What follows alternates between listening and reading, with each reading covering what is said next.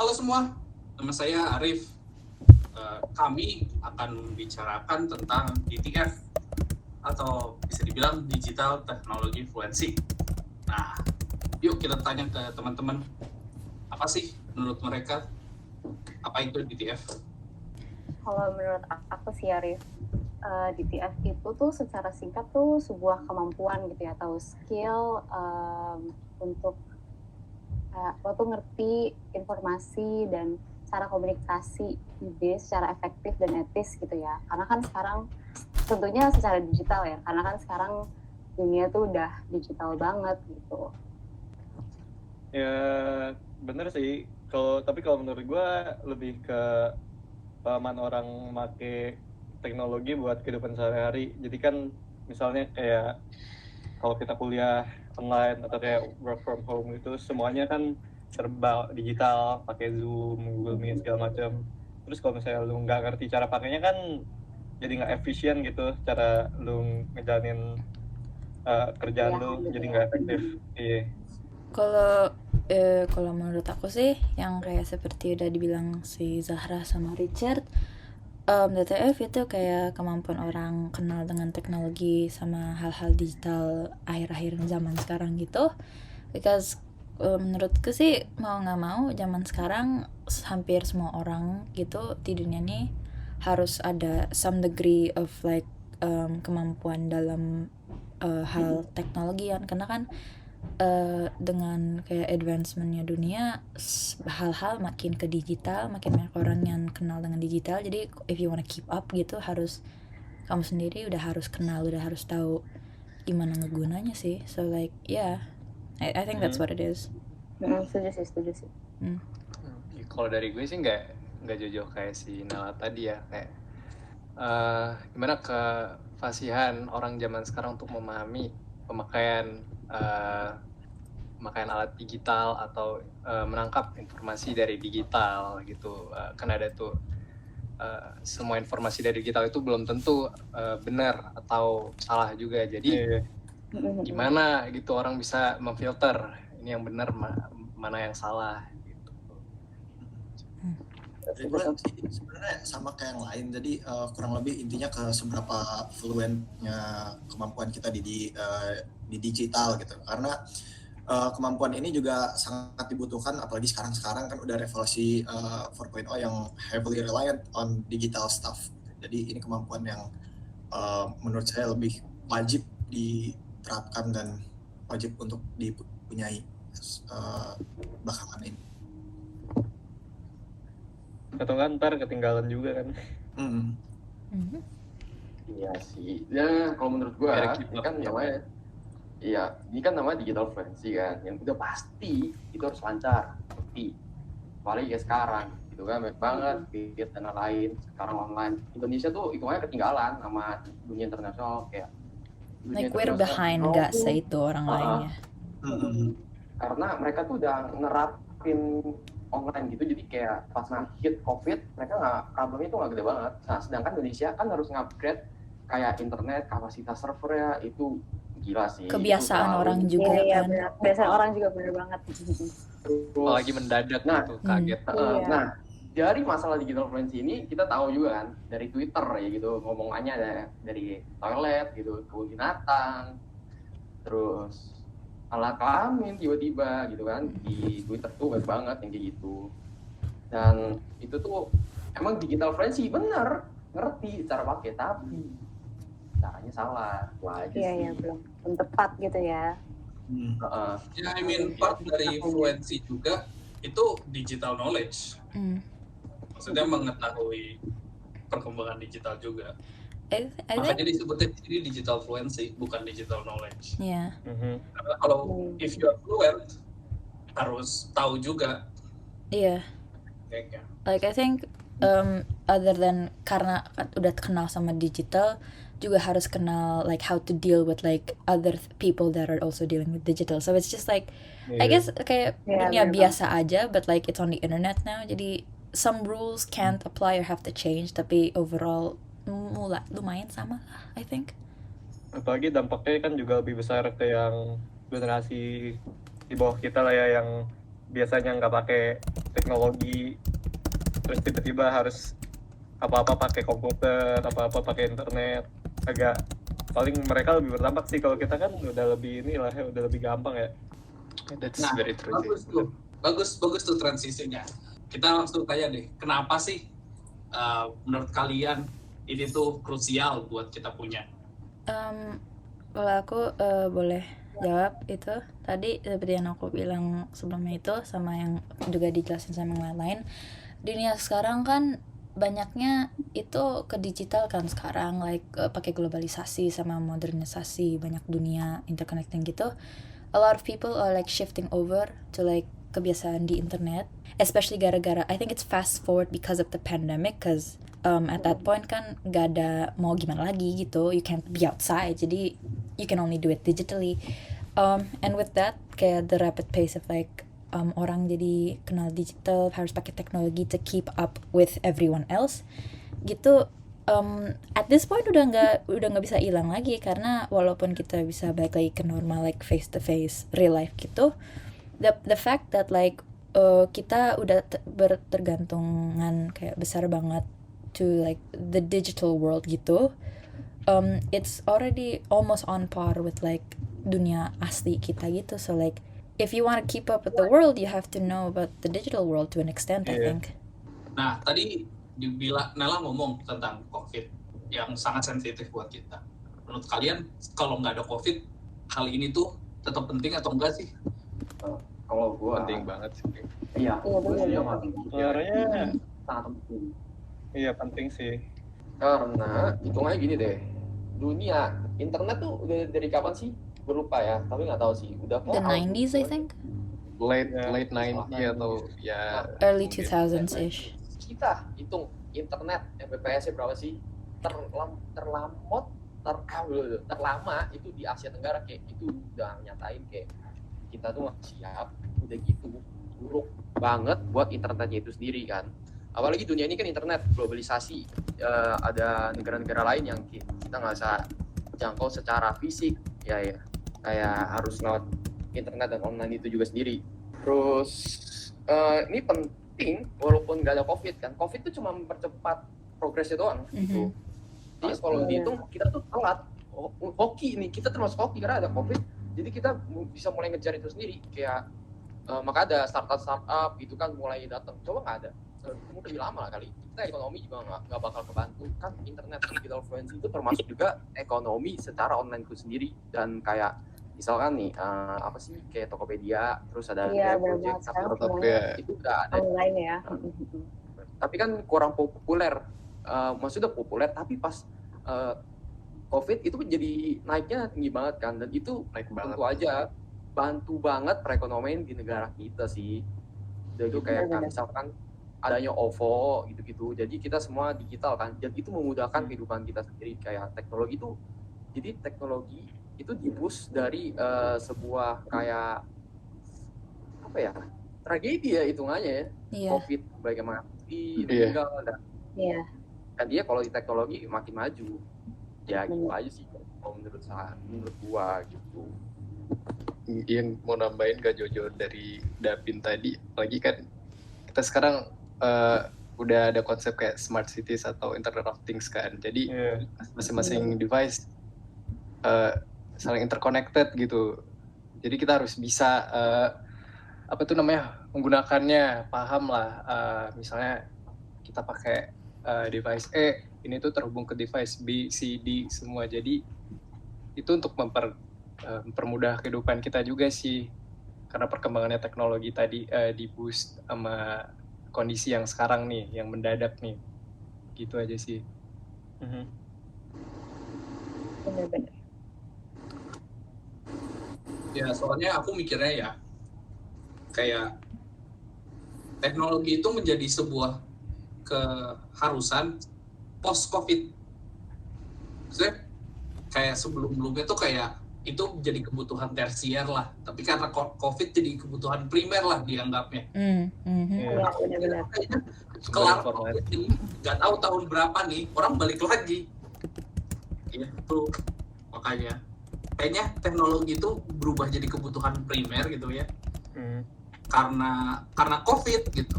Yeah, Dan because kalau udah Yang dibawa menurut to the gua- like front gitu kan. keluar gimana gitu.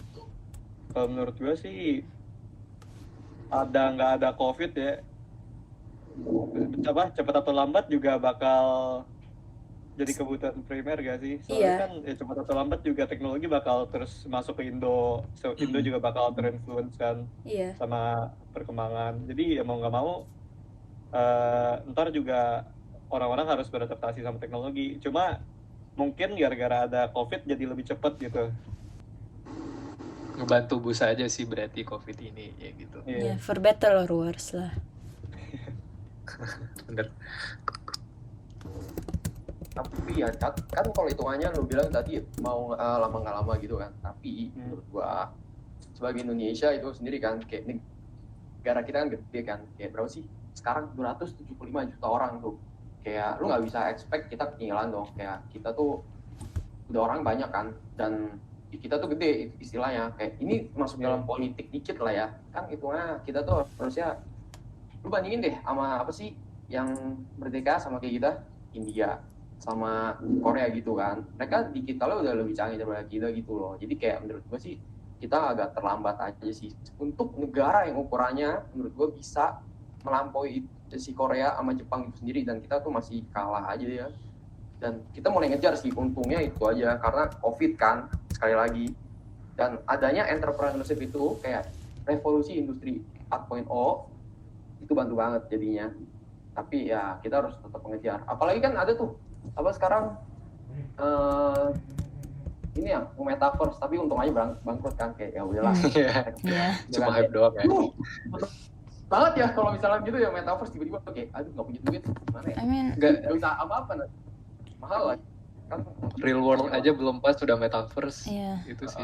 Honestly, kayak the metaverse is like cuma kayak coba ngegunain like the internet for like in a similar way to our world, karena it's basically kayak simulasi dunia asli aja, tapi Iya, kan Iya.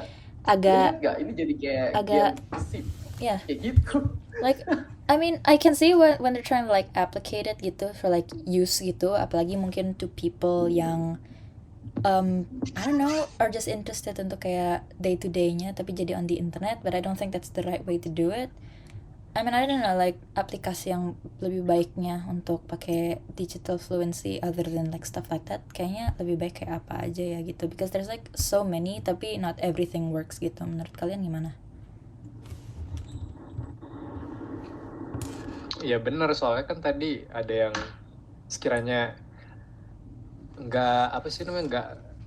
tidak mengimpact banget ya nggak usah kepake gitu teknologinya gitu. Walaupun itu ada kayak ya tadi kayak metaverse itu kan teknologi baru ya kan, sebenarnya ada dari dulu, cuman ini kan kayak di refresh aja jadi baru. Cuma setidaknya ya kayak cuma buzzword saja, jadinya ujung-ujungnya mati juga lagi gitu. Iya. At the very least, I think kalau misalnya people wanna pursue stuff kayak metaverse and like all that crypto stuff gitu, I have a feeling maybe in the kayak masa depan kalau udah di-refine gitu, as itu purpose-nya Matang gitu ya. Kalau udah matang banget. total gitu, and like the rest of the world udah juga siap untuk kegunaannya itu, I don't see why not. Go ahead, boleh coba. Masalahnya Bener. it's not the right time to do it now, karena satu, dunia masih dalam masalah, dunia pun belum siap untuk menampung Pandemi ya kan. Iya, barang benar. kayak gitu. Gua juga sekarang sih cuma kayak cari headline doang sih. Ya, jadi I think anything can work, tapi harus matengin dulu sama timingnya dulu. Apalagi on the digital world where everything moves at the speed of light, I think. Ya, sama sih. Kayak kata Nur juga nih, bahwa jadi ya DTF itu skill yang penting lah ya. Apalagi perkembangan teknologi di Indonesia dan di dunia yang sudah mencapai perkembangan industri 5.0, yang dimana individu harus nih udah bisa berkembang bersama teknologi digital secara pendampingan, bukan cuma tahu kayak tahu teknologinya apa, tapi selak beluknya. Kalau enggak nanti metaverse yang ini nih, karena kan let's just say metaverse ini hasil exploit. bukan exploit teknologi, exploit orang, ketidaktahuan orang, ya nggak sih? Yeah. Again, everything has a time and place-nya, and for some stuff it's just not the right time yet gitu.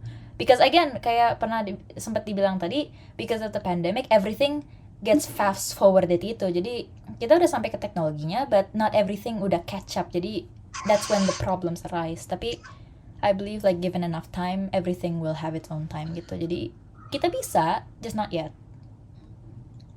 Bener kata Nala. Kayak sekali lagi balik lagi ke Indonesia itu sendiri. Yang kayak gue bilang, kayak internet aja udah lemot dari pertama, masih itu belum diatasin. Apalagi kalau misalnya metaverse ya, teknologi udah bisa, semua dunia bisa. Tapi pertanyaan sekali lagi, kan kita hidupnya di Indonesia kan, pasti yang bakal impact itu kan di Indonesia itu sendiri, bukan di luar negeri itu lagi. Jadi kayak menurut gua ya karena Indonesia masih pendidikannya tuh masih ada beberapa yang nggak lengkap dan kurang, jadi kayak misalkan deh di Twitter nih yang konflik Rusia sama Ukraina, mereka nggak mau banget kasut, kayak mereka jadi akhirnya dukung ke Rusia, padahal mereka nggak ngerti geopolitiknya dan lain-lainnya. Gitu aja sih, kayak permasalahannya gitu doang. Kayak mereka pakai Twitter pun kadang-kadang masih kasar juga, kayak makanya gue bilang tadi ada kata-kata toilet gitu, kebun binatang tiba-tiba masuk, kayak padahal bukan tempatnya. Dan itu tuh masalah Twitter itu seluruh dunia gitu loh. Kayak kita sebagai mahasiswa atau masyarakat Indonesia, pokoknya intinya anak kecil tuh harusnya nggak make gitu, dan sosial media tuh walaupun ngerti itu harusnya nggak boleh digunain secara asal, karena itu bahaya banget. Selain lu ngerti digital fluency, lu harus ngerti juga kayak kata Arif mengenai kayak dunianya itu sendiri. Nggak bisa asal aja langsung masuk kayak oh ya udah lu langsung mulai aja gitu.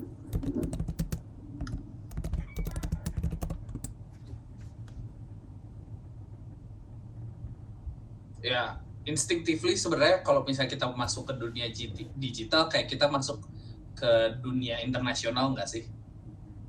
Bener. Tapi Dikasih lewat ya, digital ya secara teknis digital itu internasional sih, soalnya semuanya bisa ini kan.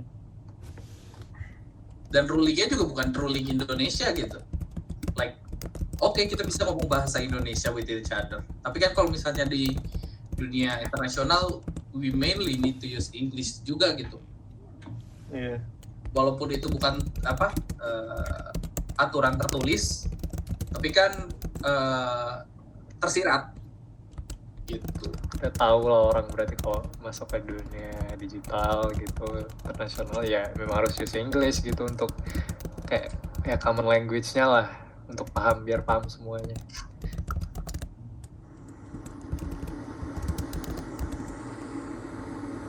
Nah, last deh buat penutup.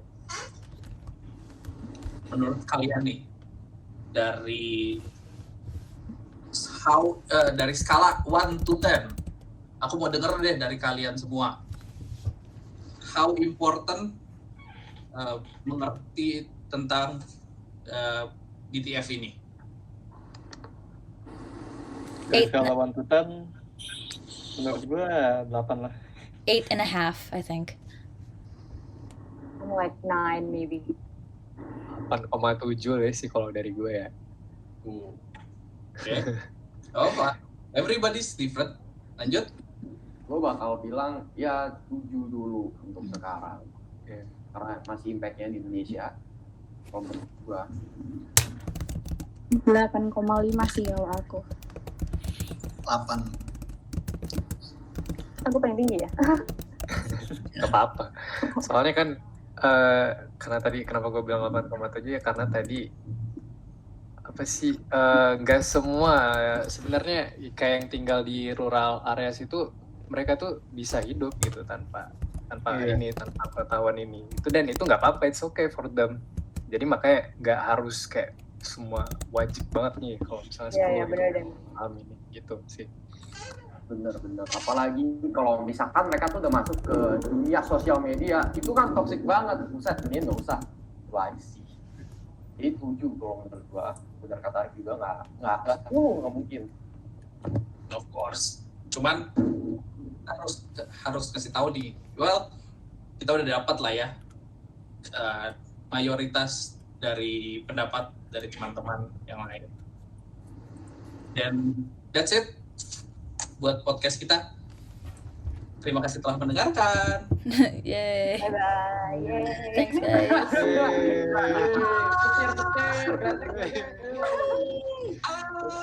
Udah semua. I think we're done.